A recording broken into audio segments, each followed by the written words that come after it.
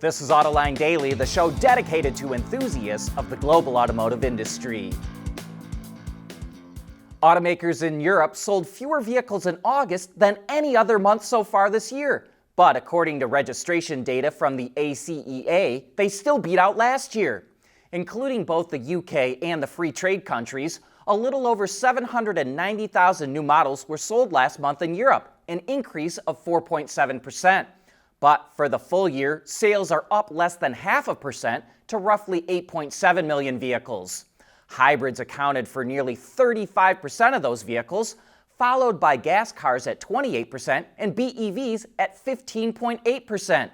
While total registrations of pure electrics were up almost 27% in August, in order to meet the EU's emission targets, BEV market share needs to be around 25% by the end of this year. So, I can understand why automakers are practically begging officials for some kind of relief. We'll provide a link if you'd like to see all the numbers, but a few we find interesting includes Tesla, which was down 22.5% last month and is down 32.6% for the full year. BYD, which is up 280% so far this year and only about 3,000 units behind Tesla in August. And Jaguar, which stopped producing all of its models at the end of last year, must still have a few vehicles in inventory because it managed to deliver 25 models last month. Speaking of Europe, U.S. officials confirmed that the 15% tariff on EU imports started at the beginning of last month. While that's down from the 25% duty President Trump implemented earlier in the year and will help automakers make decisions about shipments and sourcing, it's still a significant jump from the old 2.5% tariff. And out of all the automakers, that will impact the German brands the most since they import the most to the U.S. General Motors is extending the closure of one of the main engineering buildings at its Warren Tech Center near Detroit. The automaker shut the building nearly 2 weeks ago because 2 employees tested positive for Legionnaires' disease. It was supposed to open back up earlier this week, but the shutdown will continue because tests confirmed that the bacteria was present in the building. Hopefully, GM can open it back up soon because this could really slow down its vehicle development if it's closed for a long period. Cybersecurity is not only a growing concern for the auto industry, but it's now influencing car buyers.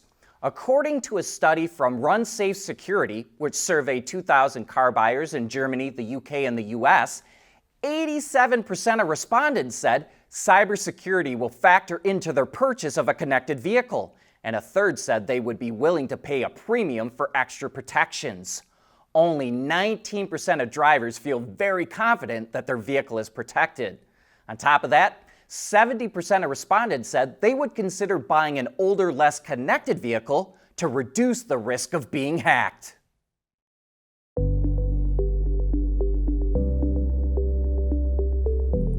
Developing today's vehicles. Issues can happen in an instant. When's the best time to solve a problem? The minute you know you have one.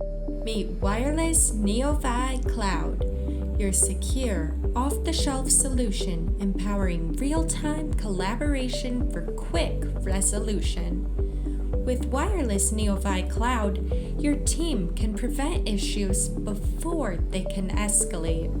Driver communication data and remote diagnostics to analyze and resolve your problems using OTA, allowing your executives oversight throughout the process. Wireless Neovi Cloud, your vehicle update solution in production and on the road.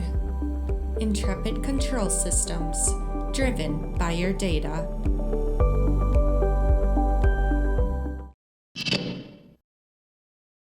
Despite going on sale just over a year ago, Acura is already dropping the ZDX electric crossover from its lineup.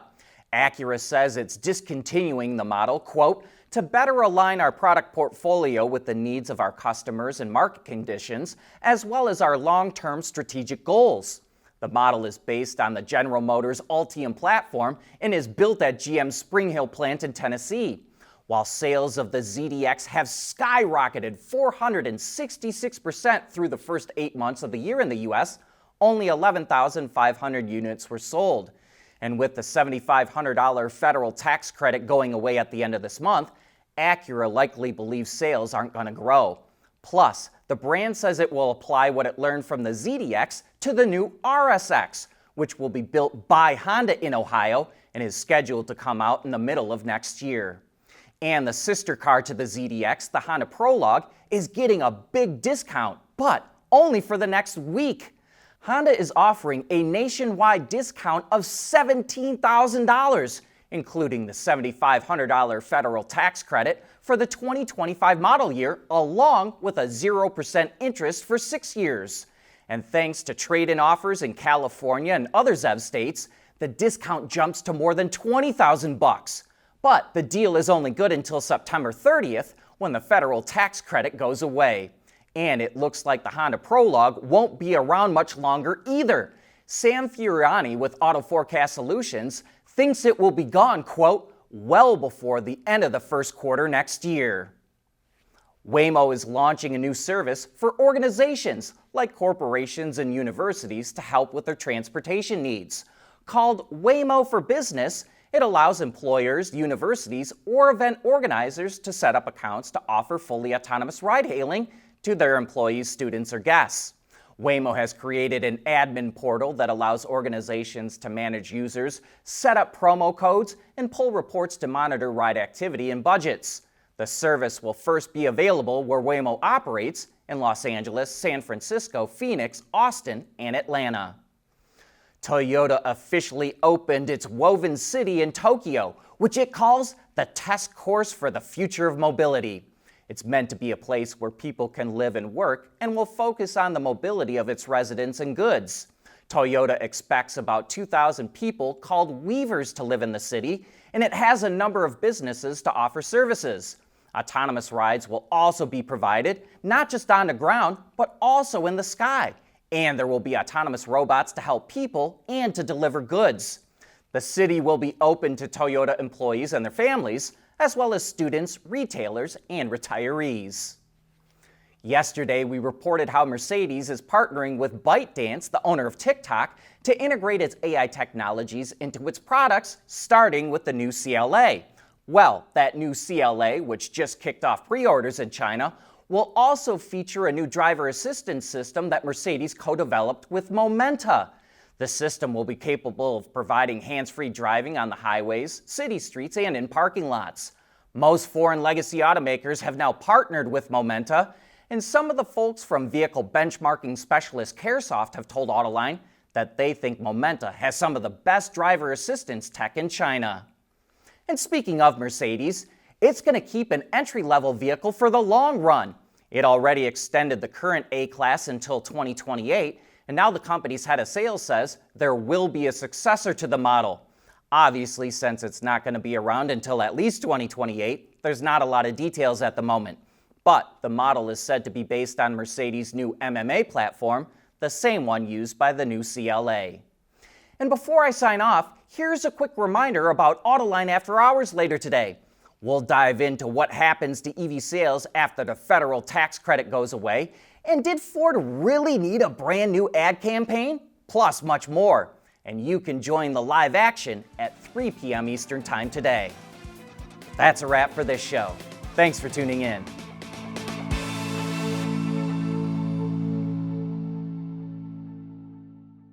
Autoline Daily is brought to you by Alex Partners, when it really matters. CSP, the Composites Solution Partner. Intrepid Control Systems, over-the-air engineering, boost your game. And thanks to the following YouTube and Patreon members.